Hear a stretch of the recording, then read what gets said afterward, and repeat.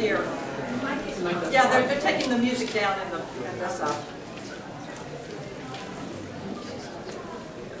My name's Rainey Dangle, and I'm pleased to be working with the team. Pauline, Gabriella, Tom, and Alex will be making presentations this morning as we think about what is Trinity called to do in light of climate change and environmental degradation. Let's begin with the prayer that you'll find on your sheet of paper. It comes from our Book of Common Prayer and reminds us of our role in stewardship of all creation.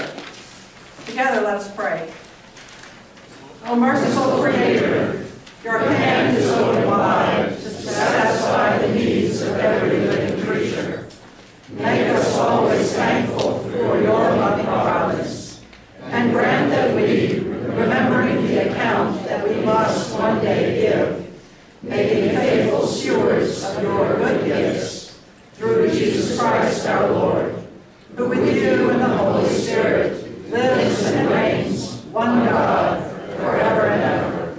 Amen. It's really a pleasure to present this to you today. Friday, 2 days ago, was the 46th Earth Day. Earth Day was started in 1970 when the world was starting to become conscious of the environmental issue that we're creating for our planet. Climate change is real. We now know that. There will always be uncertainty in understanding a system that is as complex as our world's climate. But we have undeniable evidence that global warming is occurring because of human activities. Seems like every month or every week even brings its load of bad news. This week we saw horrible pictures of massive population of bleached coral reefs. 2 weeks ago was the increased speed of the melting of the gigantic West Antarctic ice sheet, which is bigger than the country of Mexico. These are really horrible news for our children and grandchildren. Many extreme weather events, drought, storms, flooding, to only name a few, are already creating devastating impact on vulnerable populations. It's easy for us to dismiss those problems. They seem far away, they don't seem connected to us. They seem to always affect others. And the solutions are complex. It's not easy to know what we can do individually, even as a community. So that's why Rainey led this group, who included Gabriella, Alex, Tom, and myself, to actually start thinking about what Trinity and we as individuals, as Christians, are called to do. We were all moved by the convictions that one day our children will ask us, what on earth were you thinking? We'd like to engage Trinity in a phase of discernment. The 5 of us don't have the answers. We need to actually start speaking as a community about what we're called to do, not only as Christians or the community of faith, but also as inhabitants of the city of Boston, as stewards of the earth, who believe that we can do a lot, and a lot should be done. And that really Trinity is the perfect place to start. So we're going to start by sharing the results of the survey that we did a few weeks ago. That we had 57 respondents, which is pretty good. And so we actually were impressed by the responses we received. As you can see on this slide, 74% of the respondents said that the issue of climate change is either very or extremely important to them, and that it would be very high or high priority for Trinity's outreach ministry. So that actually gave us comfort that we really had a mission to speak to you today and to actually start this phase of discernment. This slide shows that people who responded to the survey wanted primarily to learn about moral and religious issues as they are connected to climate change. But they're also, it's pretty mixed. People are also interested to hear about political and practical aspects, as well as scientific ones. So we have a really good balance of what people want to hear and talk about. On the question that we asked, what value could a climate change group serve at Trinity? we had varied responses.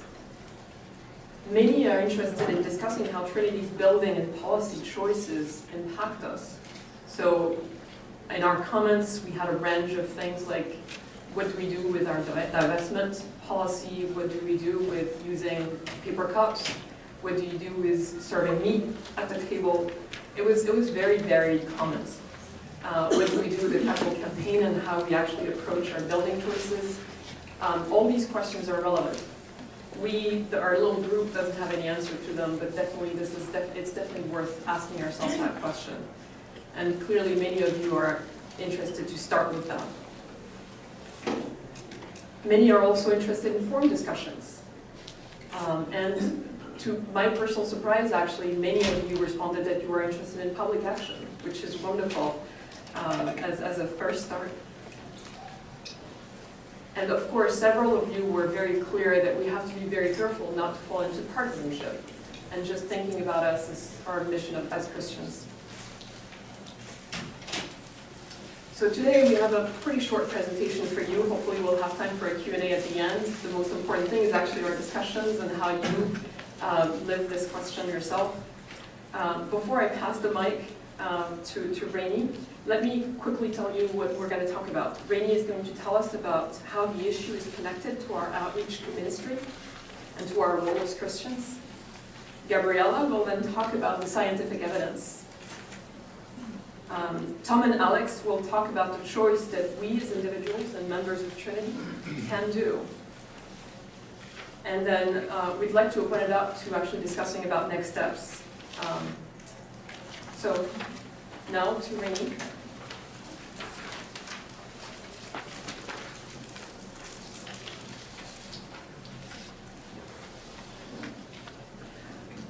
So I want to make 3 brief points that I think are probably no surprise to you at all, but I'd like to encourage you to think about these points in light of what we can do about climate change.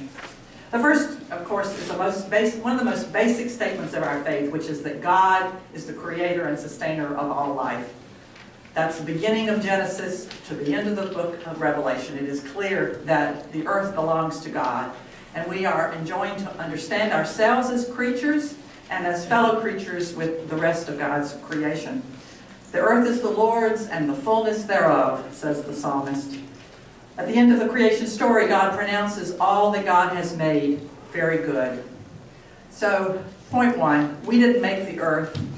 We are stewards of the earth, but we did not create it, and therefore we are not empowered to destroy it because it is not ours. The second point is that humans have an important but a limited role in creation. At the end of the creation story, God says that all that has been created is good, and then addresses humans and says, be fruitful and multiply. And then the translation is often, subdue the earth. Scholars of Hebrew tell us that perhaps better words are form the earth or steward the earth.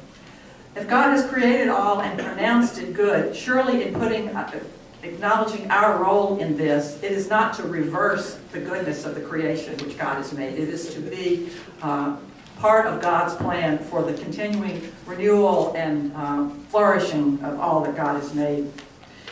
Even in the first story in Genesis, it says, you may eat of all the trees but one. Now we focus on that about sin, etc., and that's an important primary story. But also think about it as a way of God saying, your power is not unlimited. There are some things that you must not do to the earth. So maybe that gives you a different way of thinking about that commandment. At the end of Genesis 9, after the great flood, well, first of all, at the beginning of the flood story, God says to Noah, save all the animals and all the living things. Bring them onto the ark with enough life there so that it can replenish itself. He didn't say, save the cute pets. He said, save it all. Again, it was not Noah's choice. God said, you will save all of it. Again, a commandment to be part of the plan for sustainability that God has. And at the end of that story, in the Rainbow Covenant, God blesses us, and it's clear that that covenant is not just with humans, but with all living things. So even from Genesis 1 to Genesis 9, there's a recognition that we humans are not alone in this creation, and we humans have a role, but a limited one. And then the third thing, which I think is really important as we think about activities that we need to undertake in light of climate change, and that is that all of our activities in the earth must mirror God's care for us and for all of life. In the Ten Commandments, in the Sabbath commandment, you might not have noticed, it tells us to rest. It also says your livestock.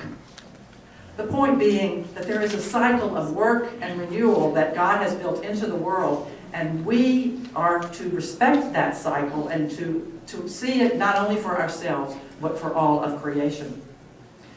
There's some amazingly wonderful specific statements in the Pentateuch, the first 5 books of the Bible, which admittedly are written to an agricultural people. But if we can see through that life situation into our own, I think there's some great wisdom there. One of the commandments is, you shall not muzzle an ox while it is treading the grain. The point being, you shall not deprive this animal of sustenance for itself, even as it is sustaining your life.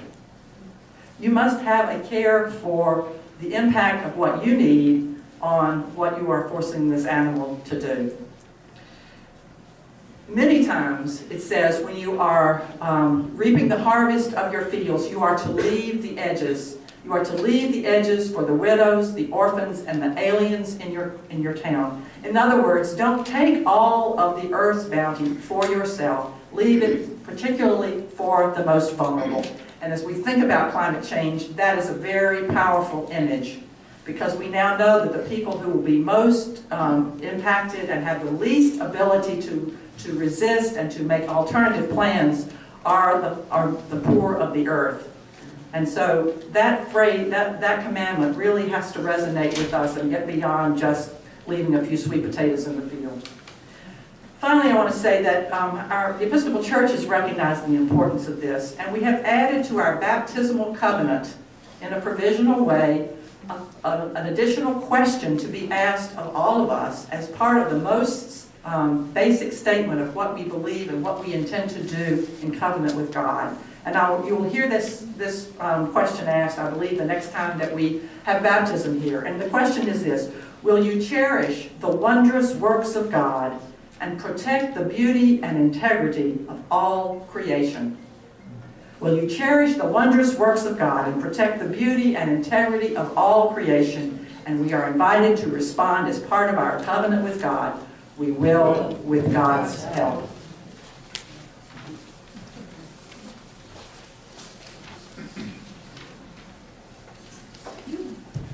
Good morning, everyone.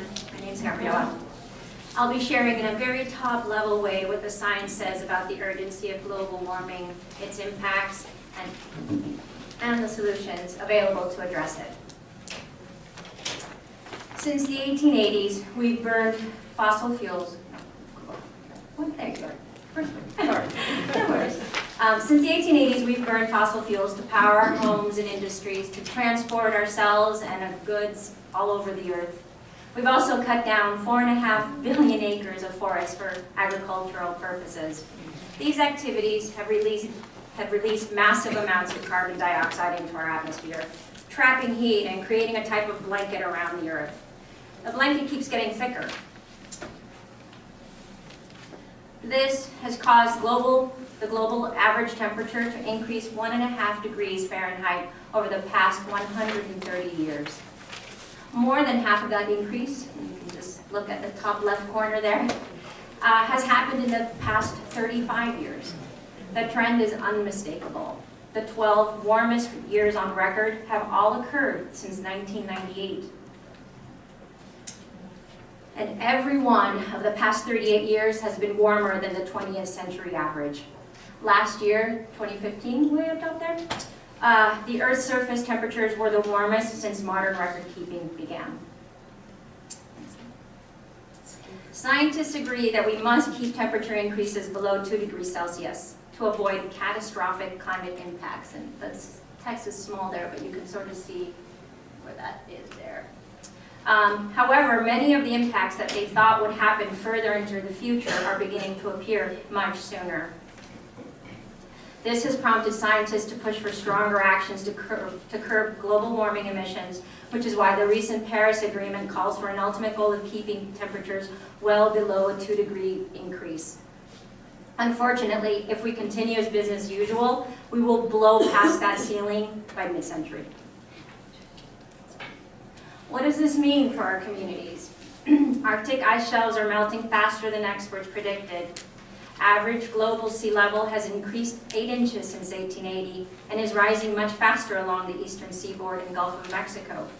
Coastal communities are already experiencing regular flooding at high tides, like there in South Miami, saltwater incursion into water systems, and greater vulnerability to more powerful storms that reach further inland. That's a picture of Hurricane Sandy up there. Additionally, dangerously hot weather is already occurring more frequently than it did 60 years ago. Scientists expect heat waves to happen more often and be more severe as global warming intensifies. Increased heat creates serious health risks, such as heat exhaustion, heat stroke, and will aggravate existing medical conditions. Wildfire season is getting longer in the western U.S. Higher spring and summer temperatures and earlier spring snowmelt result in forests that are hotter and drier for longer periods of time, priming conditions for wildfires. Globally, these impacts have serious implications, especially for the most vulnerable. Climate refugees, those from island nations who will become stateless as the seas rise, as well as those fleeing drought and food insecurity, will increase. Competition for resources like water and farmable land will escalate the potential for violent conflict. The reach of diseases such as malaria, dengue, and Zika will expand, carried by mosquitoes that thrive in warm, moist climates. The U.S. Department of Defense refers to climate change as a threat multiplier because it has the potential to exacerbate many existing challenges. We know what it takes to fix this. We have to drastically reduce heat-trapping emissions. There is no silver bullet, but we do have a suite of solutions that together can and are starting to decarbonize our economies. Last year, for the first time, renewable energy accounted for a majority of new electricity capacity added around the world. The average cost of generating power from solar and wind continues to fall. Electrifying our cars and commercial fleets is beginning to happen. Non-food-based biofuels, such as those made from grasses or farm waste, offer huge potential for cutting our oil use. Beef, soil, and palm oil producers are beginning to adopt zero deforestation practices that protect tropical forests. Innovations like these will help cut global warming emissions while allowing our brothers and sisters in the developing world to continue their rightful quest for higher standards of living. Finally, we must also plan and prepare for what is now inevitable. We will need to adapt to rising waters, droughts, and extreme heat. It is here where our moral obligation to those most vulnerable needs to be a guiding principle for decision making.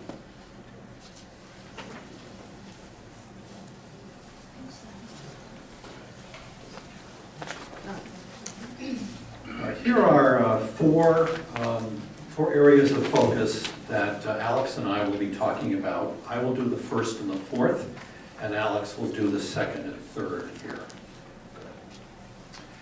So as part of Trinity's renovation back in 2004, 6 geothermal wells were dug. They were dug down to 150 feet, and at that level, the water comes up at somewhere between 50 and 55 degrees. That forms a base level of heating for all of our buildings. Now, in the summertime, the water goes into a chiller, and in the wintertime, it goes into a heat exchanger for heating. And the differential between the desired level of heat, comfort heat, and 55 degrees is provided by essentially electric heat. The system at the time it was installed was a state-of-the-art system, which is a testimony to Trinity's ongoing commitment for energy conservation and efficiency. Each of these six wells has 2 pumps, and for some reason that's beyond me, there's an extra pump. But unfortunately, there's a lot of saline materials and minerals in the water, and the water that comes up through the system is extremely corrosive. So today, 6 of our 13 pumps are simply not working. They've been corroded, they're leaking, and they've been shut down. One of the wells, well number 4, has no pumps at all. So this causes an operational problem that as the 6 wells are cycled through on a daily basis, one well is just not operating, and for that period of time, either the heat drops down or the air conditioning doesn't work. So what is the solution to this problem? The current plan is to install 2 new pumps as a test on pump number 4. And these pumps are of a new, improved design with the benefit of 12 years of hopefully some technical advances. And also, the intent is to experiment with a closed-loop system as opposed to an open-loop system. Don't ask me what that means. My degree came from Popular Mechanics magazine. So there will be a test of these pumps, and if the test is positive, then the remaining 4 pumps will be changed out, and then over time, the remaining 7 will be replaced once we do this. Now, this will cost, to do the test, about $60,000. To do the whole project will be $400,000 to $500,000, and that will be coming out of the capital campaign. Thanks, Alex.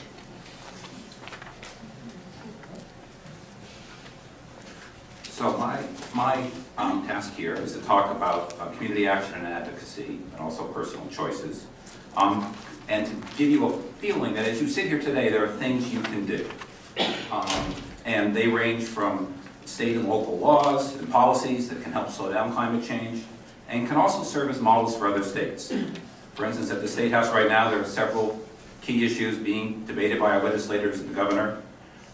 And over time, as those happen, there will be other issues. But for example, a significant issue is supporting the efforts to expand, more fully fund the MBTA as an alternative to use of cars. There's offshore wind procurement. There's hydropower transmission projects that could help bring regional renewable energy into Massachusetts. There's efforts on greenhouse gases and the whole issue of the percentage of electricity in Massachusetts that comes from renewable energy. And Massachusetts' guidelines end in 2020. The goal is to have the legislature and the governor push that forward.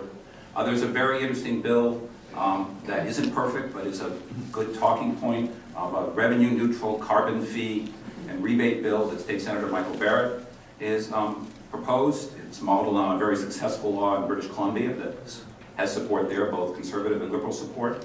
And that is something you'll be hearing about. It's something perhaps to learn about, and to actually potentially have Massachusetts serve as a model for other folks in the country. There also are groups that are out there doing stuff right now if you want to do things. We'll talk later about how Trinity put together a group, but just right today you could go out, there's a group called Massachusetts Interfaith Power and Light. It's an advocacy group, it's a national group, doing very useful stuff. We will be giving you links if you sign up when we pass around the sign up things. We'll send out an email later in this week that will have links to information. There also is GBIO, which many of you are involved in, which is currently the issue of climate change is sort of on the edge of the back burner there. It's something that is being thought about. You could go there and help play a role there. That would be very useful.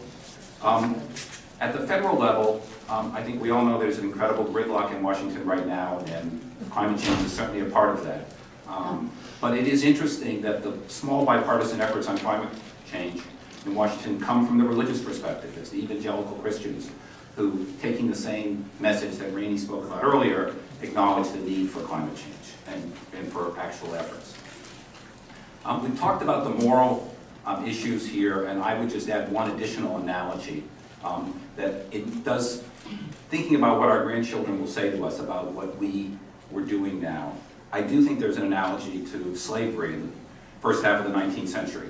People said it was too hard to change, that getting rid of slavery would destroy our economic system.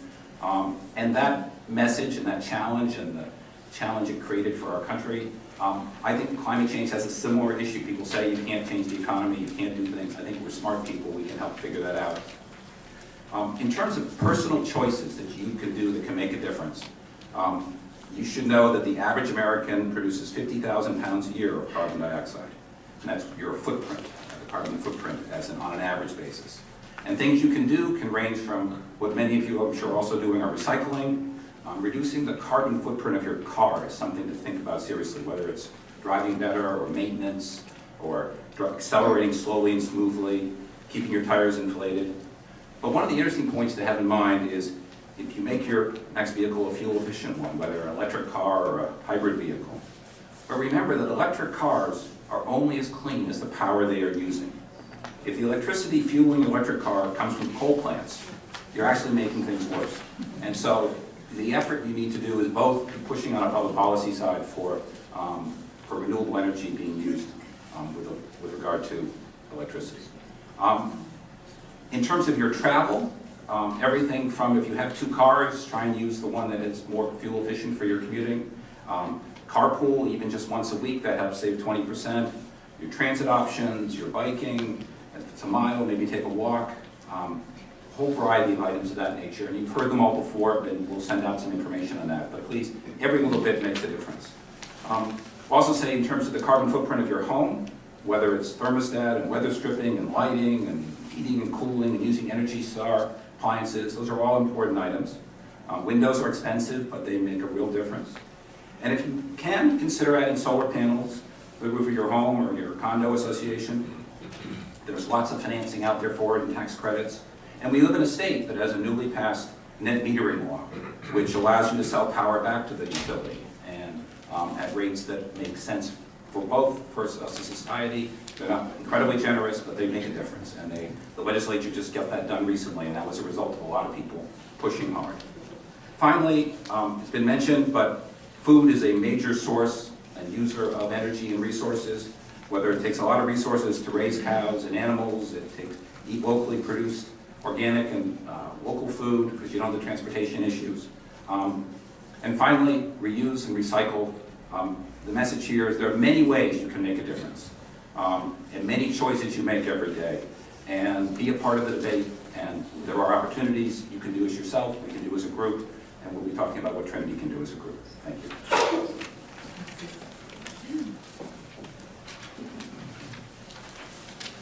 Thanks, Alex.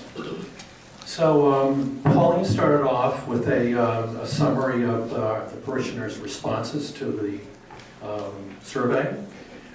Randy talked about the moral imperative. Gabriella talked about the scientific case for urgency, and Alex and I talked about a few of areas for focus. But this is a huge task, and we have just scratched the surface. This is the beginning of a journey that we will all be taking, and we need to take this together. We need to decide together what the Trinity community should do. Here are a bunch of questions that we confront. We need to decide what our objectives are, what alternative approaches we might take, how we should set our priorities, and also how we should measure our effectiveness. That last item is one that we often don't look at. We'll ask these questions continually over the coming weeks and months as we set forth on our challenge. The near-term challenge, however, is to devise a strategy for the Trinity community that will result in effective action. And Pauline will lead us in this discussion. Thank you. So few next steps. The first one, the most immediate one, is that we're proposing, so May 22nd, which is in approximately a month from now, that we meet again. So all of you who are interested in being very involved or somewhat involved, or just involved as a recipient of emails, let's participate in the beginning of the conversation on Sunday, May 22nd. We're proposing to do it at 11 so that those of you who are going to the 11 o'clock service maybe can make an effort and go to the 9 o'clock service, and so still attend the forum and have a discussion all together at 11. We're hoping to have volunteers to create a broader discernment group. So we have sign-up sheets that hopefully are going around where we'll definitely get your names if you are interested in being part of that discernment group that will actually probably go into the fall to actually think, have broader parish conversations to think about what we're called to do. In the more short term, we're also looking for people who are interested to volunteer for different things. Many of our peer parish who have actually started being active in that field have done things like potluck dinner discussions about things about, what are people doing. The more I talk to people about this issue, the more I actually realize that I am no more or less informed than all of you are. I'm amazed by the amount of resource that we have in our community time and again, and this topic is just one of them. We're also proposing that some of you are interested that you we actually prepare worship in the nature when time allows. We're also proposing, as part of the discernment committee, to have some committees who are actually thinking about education. We need people to organize forums in the fall, to invite public speakers to actually think about the topics that would be of interest.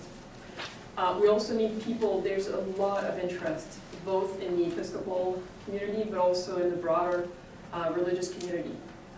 And Alex talked very eloquently about things that are done beyond our faith community as well. So we need people to actually engage relationship with those people who have actually thought about it and maybe do things not by ourselves.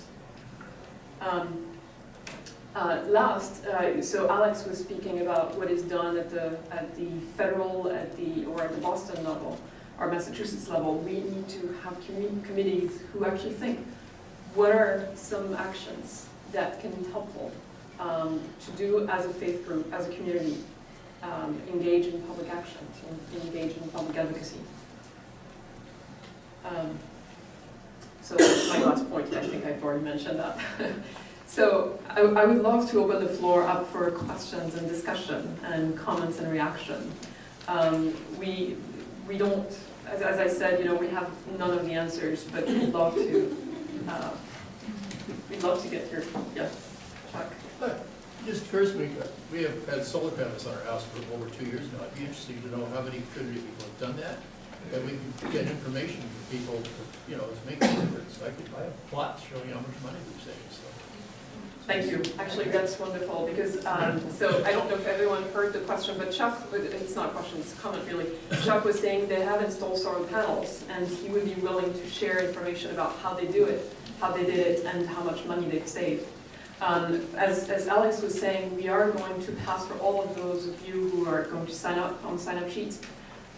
We are going to pass links, and so that can actually be one of them, definitely. Thank you. Thanks. Please. My name's Kate. Do we know if Trinity has a divestment? Do we know if Trinity has a divestment policy? Yes. Yeah. We know it does not. The question was about Trinity having a divestment policy or what its status is. And it's our understanding that the subject is very much being looked at. The Episcopal Church in the state has passed a policy encouraging it. The details of that are still being evolved on a diocesan perspective. And I think it's fair to say there is an ongoing effort at both the investment committee and the vestry level to focus on that. And we would see that as being one of the subjects that this group could focus on and look at. It is a as people may know, there's challenges of all fossil fuels, coal, if you're a small portfolio, how you have, what impact you can have. It's complicated, but complicated doesn't mean you shouldn't focus on it and try and there is, but I can say, having talked to both the senior warden and the head of the investment committee, both assure me it is being looked at, and it's something that this group could have a group as one of our subcommittees and focus on it. And I would expect the next forum we have or something we would talk about, certainly where that is, and that's a great question.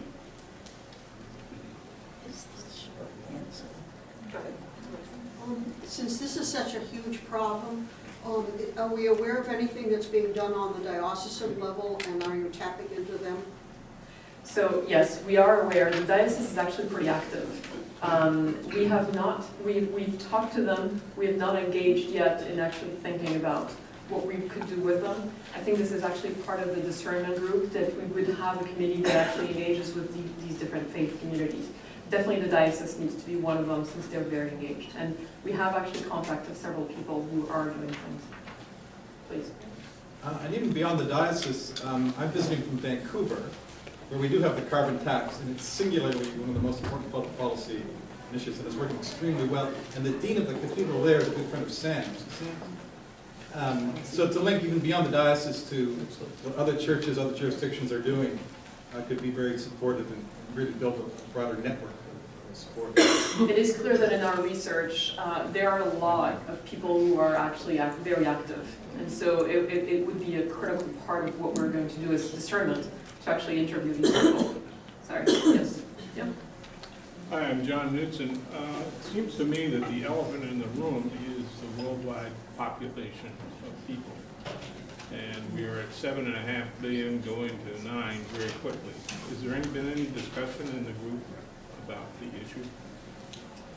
So the question is, we talked about the fact that our world population is rising very quickly, and that it is actually part of the problem. I think Gabriela will probably be actually the best person to respond to this question. She's much more aware of the scientific facts than I am. It is true that it is a problem. However, I mean, I don't think that this is our goal to actually think about how to address the world population.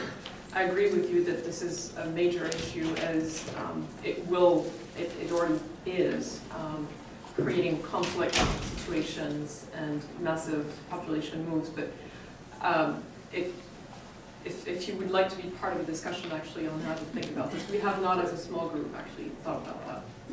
Thank you. Please. Is there any reason you have to limit the sending of links just to people who sign up? Wouldn't it make more sense to distribute it to the whole parish? Because groups already sort of believers, but maybe we need to have a wider circle. Yes, so I don't know if Pat Hurley is in the room. She has offered, so yes, you're right. We have, so, you know, it's interesting because we have, the survey was out for, I think, about 3 weeks in the Thursday bulletin, as well as in our Sunday bulletins. And many of you that we have reached out to personally said that they did not see it. So, you know, I don't know if it was a real estate issue or something like this, but we want to do this in the main bulletin, on the website, but we also want to reach out to people individually through email. So thank you, yes, absolutely. Please, my name's John. I was wondering if there's going to be a specific outreach to the children in the Sunday school and how that will affect their curriculum. Yes, that's a wonderful question. So the question was, are we going to reach out to the youth and children ministry? I am a mother of 4, and that was actually one of my very first questions. Yes, I absolutely agree. I think this is actually critical. Unfortunately today we have a confirmation forum for our youth that actually was in conflict. We were trying to do a very similar presentation to what we're doing today to our youth and children. Yes, we have talked to Mary Davis and Rita Powell, who are actually leaders of the youth ministry. They are very interested in partnering with us to do that. So, yes, thank you. Please. Betty Case, just on a local level in Boston, there's an organization called Mothers Out Front. And one of the things that is part of 315.org, which is a large environmental organization. But Mothers Out Front is focusing on gas leaks in Boston. All the pipes that we have here are leaking. They had a birthday party for the oldest leak, which who's 60 years old. And if you go, you can Google Mothers Out Front, there's a lot of information, and you can also change the source of your energy in your home. It's very complicated. It doesn't actually, the actual atoms don't come in. You can change it to renewable, which we have done. So if you go on Mothers Out Front, or the other is HEET, heat, and they're the ones who will map all the gas leaks. Thank you. Thanks, Betty. Hi, I'm Kim Vermeer. I'm working with Community Development Corporation in East Boston as part of my daily work, and we have funding from the Kresge Foundation to address exactly this issue. East Boston, of course, is a target for both low-income, under-empowered communities and climate impact. And I'm finding the Kresge Foundation's definition of climate resilience really useful for my own thinking and for the framing of the work that we're doing, which is that it's mitigation, which means reducing the carbon footprint, because we still have so much work to do on that. It's adaptation to the damage that is inevitably coming because of what we have not done about climate change in the last 50 years. And it's about social cohesion, believing that we're all in it together to solve this problem. And also, it's really important to think at scale, right? What we do as individuals, what we do as a community, and what we do in a public policy arena. So I encourage us, as we think about moving forward together, that we think about those three things. You know, it's working to stop the problem, to address the problem, to think about the social impacts of it, and to think about what we do as individuals, as a church community, and what we do in the public policy arena. Thank you, Kim. So is the sign-up sheet passing around? I have not seen it. Yes, it's going around. Okay, thank you. Hey, Pauline Barton here. This is really good. You know, I have two questions. One is, I've got certain friends of mine which fight this issue politically, and so I wonder how, you know, I'm sure that we have similar friends here, and I wonder how to address that. And I've often thought maybe the solution is to focus more on the pollution, because no one wants pollution, everyone wants to see a cleaner environment. Have you given that any thought? Those two issues. So the first issue is there's a lot of people who are active politically. Where is your question? What are we called to do politically? No, my friend doesn't believe in. Oh, doesn't believe. And so it's a hot political issue. I don't want to alienate people here that may have that same. So yes, this is. I'm sorry, I misunderstood your question. You know, in our survey, several of you commented that we have to be very careful about not being partisan, and I completely agree. On the other side, we can't deny the scientific facts. I mean, Gabriella's charts are not made up. You know, the climate change is real. Whether people believe or not that this is human-made is even beyond the point at this point. It's like we need to do something if we want to protect who we are. You know, the bleaching of the coral reef, for instance, for me was amazing, because a third of the fish population in the world depend on the coral reefs. And so it's like, even if we do not believe in why it's been made, I think Trinity does not engage in partisanship in thinking about this issue and actually thinking beyond whether this is real or not. I would use this following analogy. After Sandy Hook, we came together as a community to talk about the issues of violence. And we spent a lot of time together as a large group, and then we identified specific areas that people wanted to be active in and broke up into teams to pursue things. And one of the teams wanted to be involved in lobbying for gun safety legislation. But other groups wanted to focus on reducing violence in terms of interpersonal activities and wanted to focus on the youth or whatever.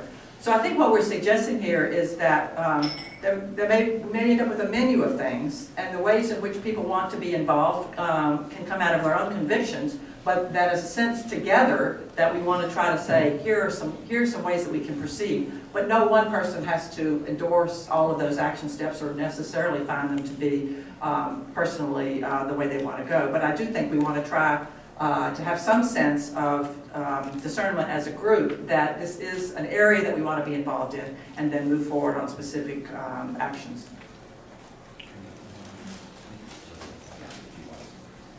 Are there any? If there aren't other questions, those of us that need to get to the next worship service can break off. And if you want to stay, particularly engage individually, or please do be sure and sign up with your email address, because if you're interested in further information, we want to be in touch with you. I'd like to close with a climate blessing that was produced by Interfaith Power and Light and is being shared and used by faith communities, many of them on special services on Friday for Earth Day, and many of them today as they observe that. So may we pray together. We hold the earth.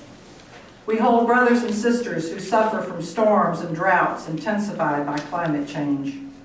We hold all species that suffer. We hold world leaders delegated to make decisions for life. We pray that the web of life may be mended through courageous actions to limit carbon emissions. We pray for right actions for adaptation and mitigation to help our already suffering Earth community. We pray that love and wisdom might inspire our actions as communities, and may love transform us and our world with new steps toward life. Amen. Amen.